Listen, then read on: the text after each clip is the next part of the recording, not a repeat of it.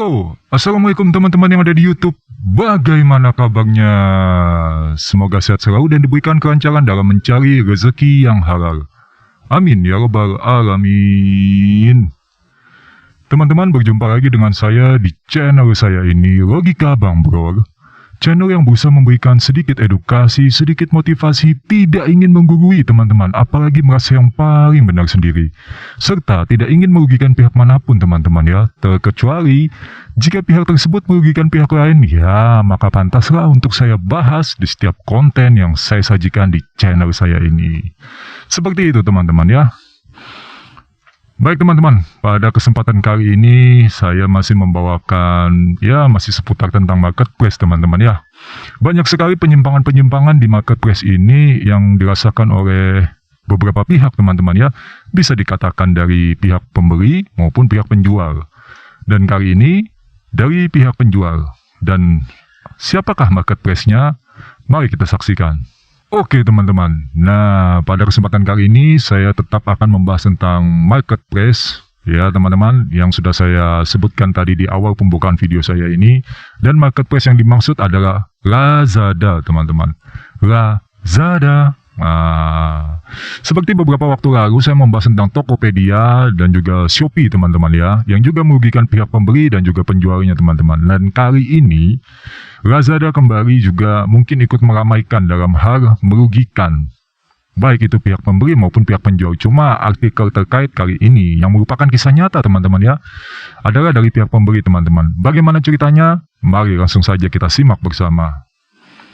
Judulnya adalah uang di akun penjual Lazada ditahan sudah 8 bulan lamanya.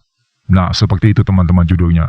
Bagaimana? Dari judulnya saja kita sudah bisa menganalisa, kita bisa berpikir bahwa ada apa sebenarnya, kenapa uang penjual itu bisa ditahan ya. Saldo dari penjualan itu kan harusnya adalah hak dari si penjual itu sendiri yang sudah melakukan kerjasama dengan pihak Lazada. Bukan begitu teman-teman ya. Mari kita lanjutkan teman-teman. Terima kasih sebelumnya kepada media konsumen yang memberi wadah kepada saya untuk menyampaikan keluhan saya kepada pihak Lazada dengan menahan uang saya sejak September 2022 lalu. Berikut rincian data toko saya. Nah, ini saya tampilkan teman-teman biar teman-teman juga bisa menyimak ya. Kronologinya, pada tanggal 28 September saya mendapatkan email bahwa saldo saya akan ditahan sementara. Saya ingin menekankan sekali lagi, hanya sementara. Saya langsung melakukan pembatalan massal terhadap pesanan yang masuk ke toko saya karena saya tidak bisa menarik hasil penjualan. Jadi percuma saja saya mengirim barang kepada pelanggan. Tetapi pada tanggal 29 September saya mendapatkan email bahwa toko saya dinonaktifkan dengan alasan pelanggaran kebijakan anti kompetitif. Nah, teman-teman, jadi di sini alasan dari pihak Lazada adalah jadi seolah-olah itu pihak penjual melakukan pelanggaran anti kompetitif. Seperti apa pelanggaran anti kompetitif itu? Nanti akan saya tampilkan beberapa ini ya teman-teman, kutipan artikelnya, atau mungkin kalau tidak cukup di video saya ini, saya akan tampilkan linknya di deskripsi video ini. Mungkin teman-teman bisa membaca lebih detail di sana ya. Tapi dalam hal ini sekali lagi ya, yang kita bahas adalah penyimpangan dalam hal kerjasama teman-teman ya. Dimana kerjasama itu sebetulnya kan sudah, kalau dalam bidang online atau elektronik basisnya, tentu sudah ada perjanjian-perjanjian dan persyaratan yang sudah dipenuhi. Nah, kalau seperti ini kan jelas bagaimana ya, seolah-olah pihak pembeli itu saldonya udah ditahan. Seperti yang di awal tadi ya teman-teman ya. Uang yang ditahan itu jumlahnya Rp9.134.198. Bukan kecil teman-teman. Mungkin bagi sebagian orang, uang sejumlah 9 juta itu ya masih kecil. Tapi bagi orang-orang yang memang kesulitan dalam keuangan itu sangat banyak teman-teman ya. Jadi pelanggaran seperti ini memang ya perlu untuk kita blow up juga dengan tujuan apa? Supaya nanti mendapatkan jalan keluar yang terbaik. Oke, saya lanjutkan lagi teman-teman ya, karena masih belum selesai teman-teman. Sejak saat itu, saya terus-menerus menghubungi pihak Lazada melalui live chat. Inti pembicaraan di sana adalah uang saya tidak dapat dicairkan dengan alasan saya melakukan perilaku anti-kompetitif. Sampai akhirnya saya menyerah karena terus-menerus mendapatkan jawaban yang sama sekali saya tidak Sampai akhirnya saya menyerah karena terus-menerus mendapatkan jawaban yang sama sekali setiap kali saya mengeluh. Puncaknya adalah pada tanggal 7 April 2023, saya mendapatkan email lagi yang berisi bahwa pembayaran saya tidak dapat diproses dengan alasan pelanggaran perilaku anti-kompetitif. Jadi setiap menyampaikan keluhannya teman-teman ya, jawaban yang diberikan itu selalu sama. Dan ini sudah sering terjadi ya oleh pihak-pihak yang merasa dirugikan oleh marketplace. Di konten-konten saya sebelumnya juga seperti itu. Ketika mengajukan komplain, ketika mengajukan pertanyaan, jawaban yang diterima itu tidak pernah membuat hati itu merasa tenang, merasa nyaman, merasa ya kalau memang begitu ya gimana. Akhirnya apa? Timbul rasa tidak legowo, tidak rela. Nah seperti ini kalau baru satu orang, ya kalau misalnya dikalikan 10 orang, bagaimana nanti? Sistem yang saat ini sedang kacau, kalau bisa kan harapannya segera diperbaiki. Saya lanjutkan lagi teman-teman ya.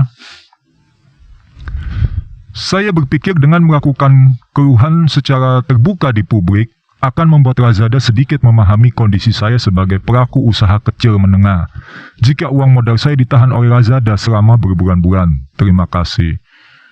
Nah, seperti itu teman-teman. Jadi bisa dikatakan ya penjual ini kan juga usaha kecil menengah, pengusaha kecil menengah teman-teman. Ya, dengan jumlah uang saldo yang ditahan nominalnya 9 juta sekian tadi, itu sangat berarti untuk penjual tadi agar apa?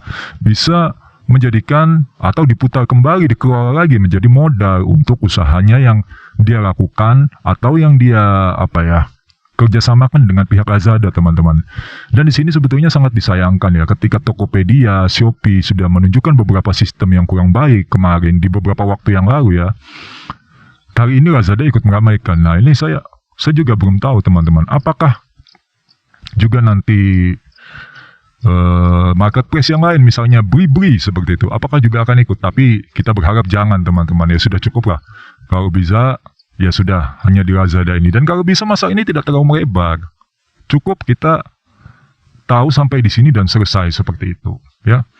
Sekali lagi ya teman-teman, perjanjian itu baik secara kita tertulis maupun secara elektronik ya, itu sudah jelas ada persyaratan. Itu yang pasti. Dan ketika misalnya kita sebagai penjual telah memenuhi persyaratan untuk melakukan perdagangan online di marketplace tertentu, tentunya sudah memenuhi prosedur dan juga persyaratan yang telah ditetapkan. Nah, tetapi ketika misalnya ada kesalahan yang dicari-cari seolah-olah pelanggaran anti kompetitif lah, terus kemudian yang seperti apa dan seperti apanya lagi, nah itu kan terkesan dicari-cari teman-teman. Hal seperti ini yang harapannya jangan sampai juga penjual-penjual yang lain mengalami hal serupa. Agar apa? Agar nanti kan perdagangan di negara kita tercinta ini tentunya teman-teman ya bisa semakin maju ya, walaupun melalui marketplace, perdagangan online seperti itu. Selama yang didagangkan itu adalah barang-barang yang baik dan barang yang benar, bukan barang palsu teman-teman ya. Ya semoga dengan kejadian ini kita semua bisa mengambil hikmahnya. Bagi teman-teman di luar sana juga yang masih mungkin ada yang juga bekerja sama dengan Lazada sebagai seller atau penjual. Semoga nanti tidak mengalami hal demikian dan hindarilah pelanggaran-pelanggaran yang bisa membuat Anda itu mengalami hal yang sama yang dialami oleh pihak yang baru saja saya bahas ini teman-teman. Nah, jadi semoga kedepannya nanti konten yang saya bawakan ini membawa manfaat ya teman-teman ya, agar nanti kita sama-sama bisa ya menikmati perdagangan yang maju di negara kita ini.